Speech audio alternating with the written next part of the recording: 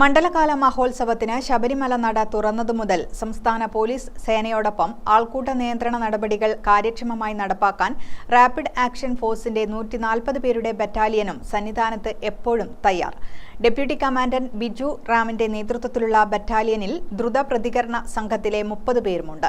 ജനുവരി 14 നടക്കുന്ന മകരവിളക്ക് പ്രമാണിച്ച് കൂടുതൽ സേനാംഗങ്ങളെ നിയോഗിക്കുമെന്നും ഡെപ്യൂട്ടി കമാൻഡന്റ് ബിജു റാം അറിയിച്ചു.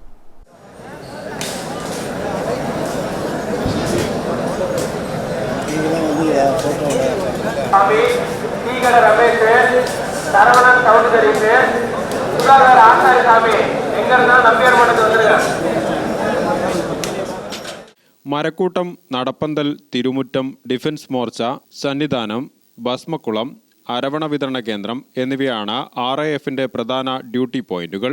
മകരവിളക്കിന് നട തുറന്ന് ഡിസംബർ 30-31 തീയതികളിൽ തിരക്ക് വളരെ കൂടുതലായിരുന്നുവെങ്കിലും പിന്നീട് നിയന്ത്രണ വിധേയമായെന്നും ഡെപ്യൂട്ടി കമാൻഡന്റ് ബിജു റാം അറിയിച്ചു. ഗ്രാമിക ന്യൂസ്, കണ്ണൂർ.